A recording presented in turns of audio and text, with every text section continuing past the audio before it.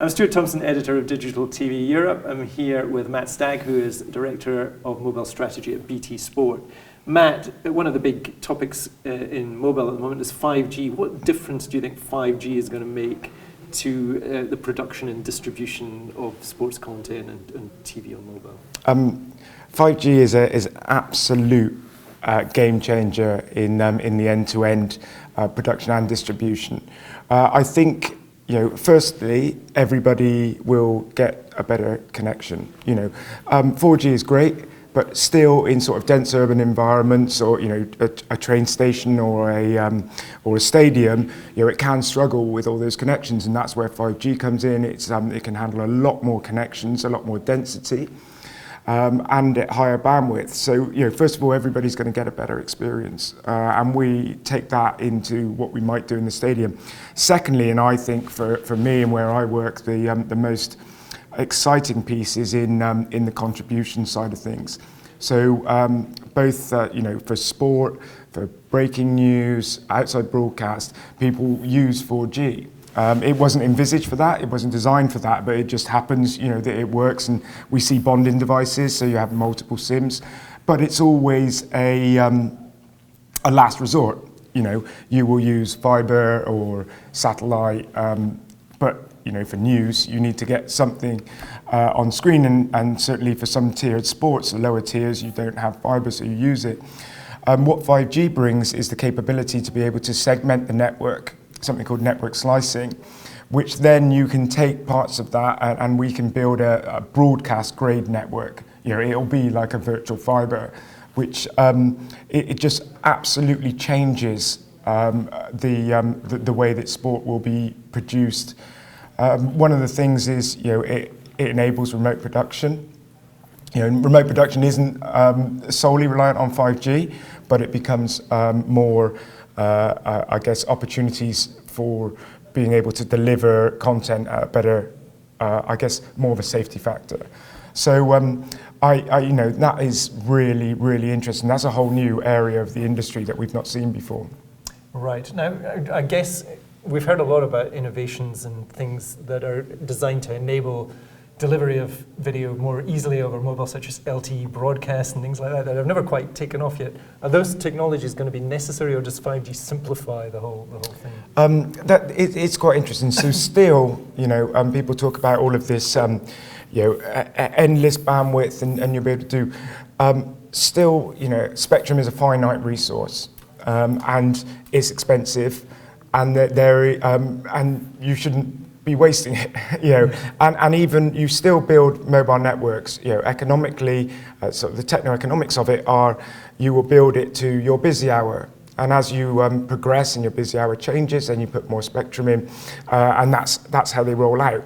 So huge sort of, we call them content storms, when lots of people want to watch the same thing at the same time, or even downloading the same thing. So we see it with an update of the game Fortnite. We just did some analysis, is where you would really ideal broadcast it.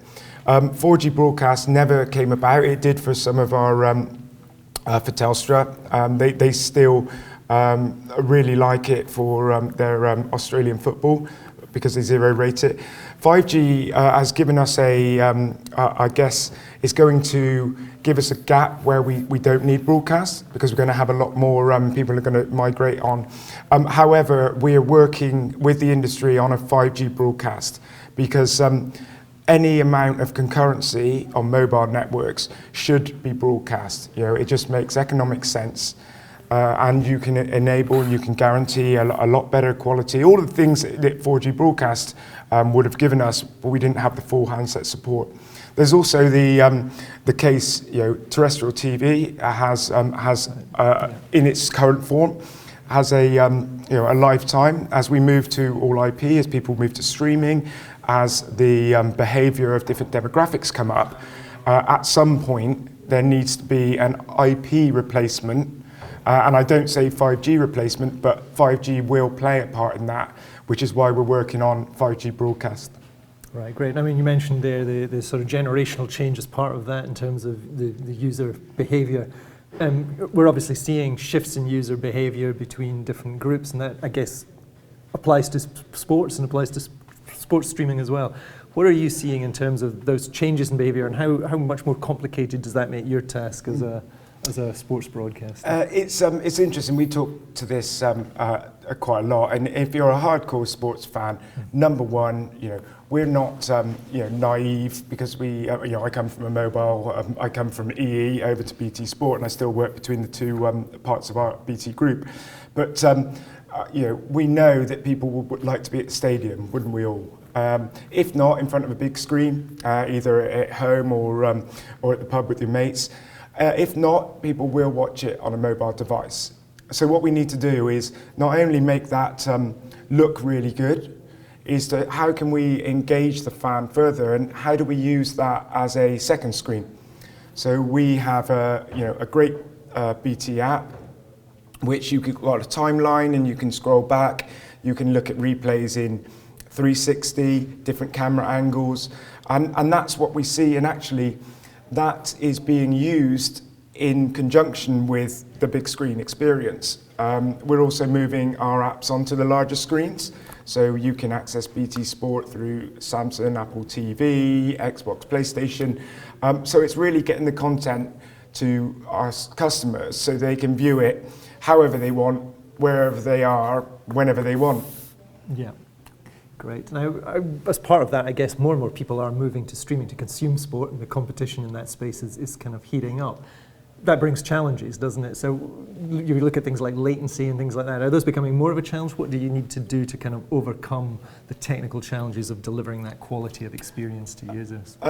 So I'm asked this quite a lot, because a lot of people say, well, 5G is low latency. That's going to mean that the whole workflow is going to be so much quicker in terms of latency. For video streaming, the percentage of reduction in latency in the end-to-end workflow is sort of minimal, because you're saying, okay, we're going from 30, 40 milliseconds to 10, which actually from camera to screen is not much at all. I think what we need to do is a lot of bringing together all the formats and trying, we know when we were looking at the World Cup, when people would say, I was watching it and I heard them cheer next door, and then I knew something was going to happen.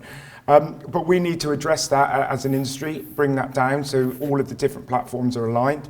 But that doesn't mean that we have to slow down everything to the lowest common denominator. It means we need to bring that up, right, so they meet the optimum, as opposed to meeting, because that's easy to do. You slow everything down, so that whatever a distribution method, but that's not the way to do it, and that's not what we would want for our customers. Getting up to that standard is the key.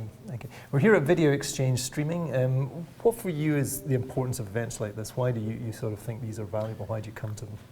I like to come to them. There's always, in these things, certainly where I work in the industry with new technologies, it's not just what we're doing, it's what we need other people to do and get support. So it's very good for talking to other operators, and getting those end-to-end relationships. So I think it's very important, certainly in the distribution of anyone's content.